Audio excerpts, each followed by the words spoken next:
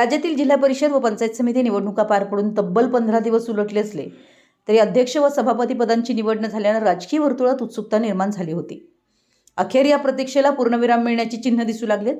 ग्रामविकास विभागाने आज एक महत्त्वाचं परिपत्रक जाहीर करत जिल्हा परिषद अध्यक्षपदाच्या निवडीबाबत प्रक्रिया सुरू करण्याचे निर्देश दिले। या परिपत्रकानुसार 20 मार्च पूर्वी जिल्हा परिषद अध्यक्षांची निवड होण्याची शक्यता वर्तवण्यात येते। निवडणुकांचे निकाल जाहीर झाल्यानंतरही अध्यक्ष व पंचायत समिती सभापती पद रिक्त असल्याने स्थानिक स्वराज्य संस्थांतील कामकाजावर परिणाम होणार असल्याची चर्चा होती।